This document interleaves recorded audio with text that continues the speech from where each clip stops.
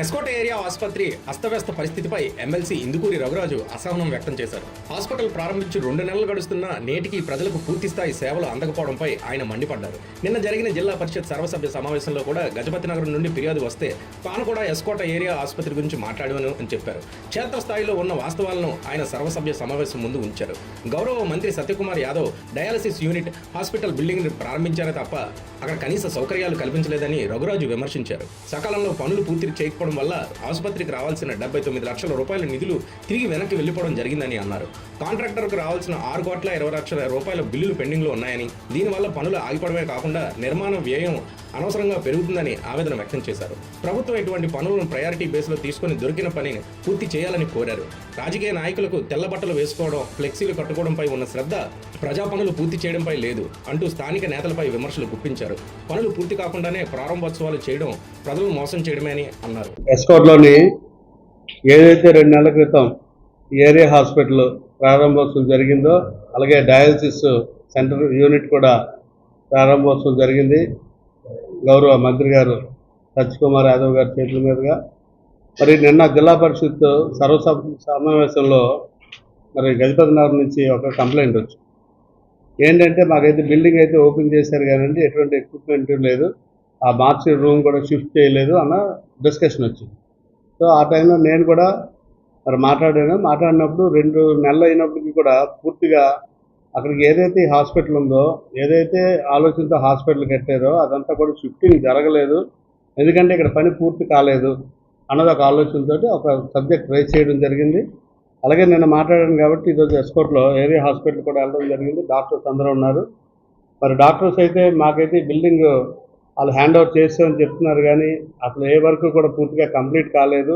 మరి అక్కడ ఉన్న ఎలక్ట్రీషియన్స్ వాళ్ళు చూస్తే ఆ బోర్డ్స్ అవి కూడా సరిగ్గా లేవు, ఏ ఎక్విప్మెంట్ కూడా ఇక్కడ మాకైతే లేదని చెప్తున్నారు. ఎక్విప్మెంట్ గురించి నేను కూడా మాట్లాడితే ఇన్ టైంలో బిల్డింగ్ కన్స్ట్రక్షన్ అవ్వక, ఇన్ టైంలో ఎక్విప్మెంట్ లేక, అదే ఫర్నిచర్ అవనండి ఎక్విప్మెంట్ అదర్ ఏదైతే ఫెసిలిటీస్ ఉన్నాయో అది సుమారు 79 లక్షలు ల్యాబ్స్ అయిపోయింది.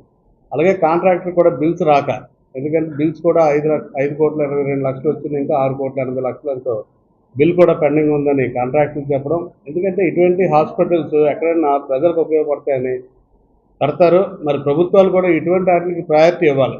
ఈ ప్రభుత్వం అనండి, గత ప్రభుత్వం అనండి, ఎందుకంటే 2019 శాంక్షన్ ఇది. మరి శాంక్షన్ చేసినప్పుడు అయితే G+3కి ఇచ్చారు, మరి ఈరోజు చూస్తే G+2గా కట్టారు. ఎందుకంటే వాల్యూ ఆఫ్ వర్క్ పెరిగిపోయిందని మళ్ళీ ఒక ఎస్టిమేషన్ వేసి ఒక ఫ్లోర్ పూర్తిగా ఆ రోజు G+3 అవసరం ఇక్కడ ఎస్కోట్కి ప్రాంతానికి. ఎందుకంటే ముఖ్యంగా ఈ ప్రాంతంలో ఎస్కోట కాన్స్టిట్యున్సీ వాళ్ళ కంట అరకు, అనంతగిరి ప్రజలందరూ కూడా ఎక్కువ మంది ఎస్టీస్ ఎవరైతే ఉన్నారో వాళ్ళందరూ కూడా ఎక్కువ వినియోగించుకుంటారు ఈ హాస్పిటల్. అటువంటిది ఒక ఫ్లోర్ కూడా కన్స్ట్రక్షన్ తగ్గిపోయింది. ఏంటంటే ఇన్ టైం కట్టలేదు, అది కాస్ట్ ఆఫ్ వర్క్ కూడా పెరిగింది కాబట్టి. సో ఇటువంటి ల్యాబ్సెస్ అన్నీ కూడా ప్రభుత్వం మిగిలిన వర్క్స్కి ఎంత ప్రయారిటీ ఇస్తారో అది ఇవ్వచ్చు, కానీ ఇటువంటి వాటికి ప్రయారిటీ ఇవ్వాలని. ఏదైతే ఈ హాస్పిటల్ ఇంకా బిల్స్ అవ్వక ఇది ఏమన్నా గజపతి నగరం అలాగే జిల్లాలో చాలా వాటికి ఫండ్స్ పూర్తిగా రాక ఇబ్బంది పడుతూ ఉన్నారు. గౌరవ మంత్రి గారిని నేనైతే కోరుతా ఉన్నాను. ఖచ్చితంగా నేను కూడా స్వయంగా వెళ్ళి కలిసి ఈ ల్యాబ్సెస్ అన్నీ కూడా నేను కూడా రాసుకోవడం జరిగింది. ఖచ్చితంగా మంత్రి గారిని కలిసి ఆ బిల్స్ ఇప్పించడం, ఈ హాస్పిటల్ పూర్తిగా యూటిలైజేషన్కి తీసుకొని రావడంలో నేను కృషి చేస్తానని తెలియజేస్తున్నాను. అంతేకాకుండా స్థానికంగా ఉన్నవాళ్ళు ఆ రోజు మంత్రి గారు అలాగే వైజాగ్ వచ్చారు, మనం వచ్చి మరి ఇనాగ్రేషన్ చేయించేద్దామని కాకుండా ఇక్కడ వర్క్ కంప్లీట్ అయిందా లేదా, ఆ రోజు వచ్చి మనం వెళ్ళిపోయిన తర్వాత మళ్ళీ హాస్పిటల్కి వచ్చి పని అయిందా లేదా, పని ఎంతవరకు అయిందని చూసిన పాపాన్ని ఎవరో పోలేదు. మనం ఫ్లెక్సీలు వేసేసుకుంటున్నా లేకపోతే తెల్లబట్టలు వేసుకొని మనం తిరుగుతాం, మన నాయకులు బాధ్యతగా పనిచేయాలి అన్నదైతే నేను తెలియజేస్తా ఉన్నాను. దీని మీద అందరూ శ్రద్ధ పెట్టాలి. స్థానికంగా ఉన్న ప్రజాప్రతినిధులు అయితే అవునండి, అలాగే ప్రభుత్వం దగ్గరికి ఈ విషయాలన్నీ కూడా తీసుకొని వెళ్ళి మనమైతే ఈ హాస్పిటల్ పూర్తి యూటిలైజేషన్ తీసుకురావడంలో అందరూ కృషి చేయాలని. అలాగే డాక్టర్స్ కూడా చాలా ఇబ్బంది పడుతూ ఉన్నారు, మేము ఎవరికి సమాధానం చెప్పుకోలేకపోతున్నాం.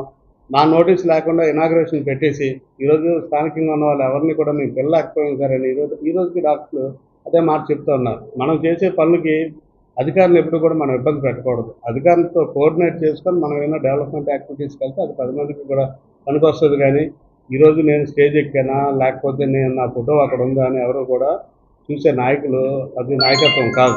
ఏదైతే ప్రజలకు అందుబాటులో దాకా జిందాల్లో బినామీలు ఉన్నారని చెప్పి రెవెన్యూ వ్యవస్థ మరి ఎంత అట్టహాసంగా వీళ్ళందరితో డబ్బులు కట్టించాలని నోటీసులు ఇచ్చి వాళ్ళందరూ ఇల్లులన్నీ కూడా కొలతలు కొలిచేసి నోటీసులు ఇండ్లు కట్టించి హడావుడి చేశారు. మరి వాళ్ళందరూ కూడా కోర్టుకు వెళ్ళడం, కోర్టు ఒక కండిషన్ పెట్టి మరి వాళ్ళకి ఒక 1 month మరి స్టే కూడా ఇవ్వడం జరిగింది. సో వాళ్ళు ఫైట్ వాళ్ళు చేస్తూ ఉన్నారు. ఈ మధ్యకాలం మళ్ళీ బయటకు వచ్చిన విషయం ఏంటంటే ఈ జిందాలో భూమి తాలూకా బినామీలను ఒక లిస్టు తయారు చేశారు. అసలు లిస్టు తయారు చేసింది ఎవరు? Revenue department. ఈరోజు బాధ్యత వహించాల్సింది ఎవరు? Revenue department. రెవెన్యూ డిపార్ట్మెంట్ పలానా అప్పారావు ఉన్నారో, లేకపోతే సుబ్బారావు ఉన్నారో, వెంకట్రావు ఉన్నారో, నారాయణరావు ఉన్నారో అని చెప్తేనే మరి ఆ రోజు ప్రభుత్వం డబ్బు ఇచ్చింది. ఎవరు? కలెక్టర్ గారి ద్వారా ఆర్టీఓగా డబ్బులు ఇవ్వడం జరిగింది. మరి ఈరోజు ఈ రైతులందరూ భూమి మీద లేరు అని చెప్తే భూమి మీద ఉన్నారని రాసిన వాళ్ళు ఎందుకు వదిలేశారు? ఈరోజు మొదట ముద్దాయి రెవెన్యూ డిపార్ట్మెంట్, రెండో ముద్దాయి జిందాల్ సంబంధించి ఎవరైతే ఉన్నారో వాళ్ళు వీళ్ళందరూ కలిపి సర్వే చేశారు కాబట్టి రెండో ముద్దాయి వాళ్ళు. మరి మూడో ముద్దాయిలు అనుకున్నారు అనుకోండి, వీళ్ళు బినామీలు అనుకుంటే అదేదో లెక్క తేలిన తర్వాత అప్పుడు మూడో ముద్దాయి ఈ రైతు ఎవరైతే ఉన్నారో వాళ్ళు మూడో ముద్దాయి అవుతారు. కానీ ముందునున్న తప్పు చేసిన వాళ్ళని వదిలేసి వీళ్ళ మీద బలవంతంగా ఎందుకు పెడుతున్నారని అర్థం కాలేదు ఒకటి. రెండోది ఈరోజు బయటకు వస్తున్న విషయం ఏంటంటే జిందాల్లో భూమి పోయినా ఇల్లు పోయినా వాళ్ళకి ఉద్యోగం ఇస్తామని చెప్పడం జరిగింది. ఆ రోజు 6 నెంబరో 6 కార్డో ఉద్యోగం ఇస్తామని చెప్పి వాళ్ళకి కంపెనీ రాలేదు కాబట్టి మినిమం వేజెస్ డబ్బులు వేస్తూ ఉన్నారు. గడిచిన కొంతకాలం కిందట ఏమైందంటే ఒక 5-6 సంవత్సరాల క్రితం బినామీ ఉద్యోగాలు అన్నీ కూడా ఇచ్చారనేసి ఒక విషయం బయటకు వచ్చింది. దాని మీద మేము ఎంక్వైరీ చేస్తే సుమారు 32 పేర్లు నా దగ్గరికి అయితే వచ్చాయి. వీళ్ళందరికీ ఏంటంటే 3,30,000 రూపాయలు తీసుకొని మరి వీళ్ళందరికీ కూడా మినిమం వేజెస్ ఏదైతే ఉద్యోగం ఇస్తామని చెప్పి ఆ రికార్డ్ ఒకటి సృష్టించి వీళ్ళందరికీ కూడా ప్రతి నెల కూడా ఏదైతే మినిమం వేజెస్ నాకు తెలిసి గత 3-4 సంవత్సరాల నుంచి ఇచ్చినట్టున్నారు. వాళ్ళకి మినిమం వేజెస్ డబ్బులు ఇస్తూ మరి కంపెనీ వాళ్ళు రెవెన్యూ సిబ్బంది ఇద్దరు కలిసి, ఎందుకంటే రెవెన్యూ చేయి లేకుండా వాళ్ళ అకౌంట్లో మారవు. ఇప్పుడు నాకు భూమి ఉందనుకోండి, నేను ఉద్యోగం వద్దు అనుకుంటే నాకు 3 లక్షల రూపాయలు ఇస్తారు. సో నేను ఉద్యోగం వద్దు అని చెప్తే ఇదిగా పక్కన ఎంపీపీ గారు ఉన్నారు, ఇతని దగ్గర 3,30,000 తీసుకొని ఆ ఉద్యోగం ఏదైతే నెంబర్ ఉందో నా అకౌంట్ క్లోజ్ చేసి ఆ అకౌంట్ యాడ్ చేసి వాళ్ళకి జీతాలు ఇచ్చిన పరిస్థితి ఇక్కడ వచ్చింది. కాబట్టి గౌరవ కలెక్టర్ గారిని మీ ద్వారా అడుగుతా ఉన్నాను, ఖచ్చితంగా ఈ బినామీ ఉద్యోగాలు ఏంటో వెంటనే ఎంక్వైరీ చేయించండి. ఎంక్వైరీ చేస్తే రిపోర్ట్ నా దగ్గర ఉంది. ఎవరైతే డబ్బులు 3,30,000 రూపాయలు కట్టారో నా దగ్గర ఉంది. ఎప్పుడైతే ఎంఎస్ఎంఈ పార్క్ అన్నారో అక్కడ నుంచి ఒకరికి పిలిచి మరి వాళ్ళు ఇచ్చిన డబ్బులు 3 లక్షల రూపాయలు కూడా వెనక్కి తిరిగి ఇచ్చేసిన పరిస్థితులు కూడా ఉన్నాయి. చాలామందికి అప్పుడే డబ్బు మరి మీకు ఎంఎస్ఎంఈ పార్క్ వస్తుంది కాబట్టి మరి మా చేతిలో ఏమీ ఉండదు కాబట్టి మీరు ఇచ్చిన డబ్బులు మీకు ఇచ్చేస్తామని డబ్బులు కూడా వెనక్కి ఇచ్చి దానికి ఏంటంటే రికార్డు కూడా తయారు చేశారు. ఏకంగా వీళ్ళు భూమి పోకపోయినా కానీ వీళ్ళు భూమి ఉన్నట్టు ఒక రికార్డు తయారు చేసి వీళ్ళందరినీ కూడా ఆ మినిమం వేజెస్ లిస్ట్ ఏదైతే ఉందో గవర్నమెంట్ ఇస్తుందో ఆ మినిమం వేజెస్ లిస్టు ఆర్డీఓ ఆఫీసులో రికార్డులు తారుమారు చేశారు. కాబట్టి అప్పుడు ఎవరైతే అధికారులు ఉన్నారో వాళ్ళందరినీ కూడా బాధ్యులు చేయాలని, ఇది కూడా ఎందుకంటే తక్కువ కాదు. ఈరోజు 40 మందికి నెలకు 10,000 జీతం ఇస్తే 4 లక్షల రూపాయలు, సంవత్సరానికి 48 లక్షలు దగ్గర. ఇది ఒక 6-7 సంవత్సరాల నుంచి జరిగిందా లేకపోతే 18 సంవత్సరాల నుంచి జరుగుతుందో తెలియదు. కొన్ని సుమారు 5-10 కోట్ల రూపాయల స్కామ్ అయితే జరిగింది ఈ మినిమం వేజెస్ ఏదైతే ఉందో. అది కూడా గౌరవ కలెక్టర్ గారు ఏదైతే R&R నోటీసులు ఇచ్చారో మరి R&R ప్యాకేజ్కి ఆయన చైర్మన్ కాబట్టి ఆయన బాధ్యత పడి ఇవి కూడా ఎవరైతే ఉన్నారో వీళ్ళందరికీ కూడా ఒక ఎంక్వైరీ పెట్టి ఈ నిజాన్ని కూడా బయటకు తీయవలసిందిగా గౌరవ కలెక్టర్ గారిని అయితే కోరుతున్నాను.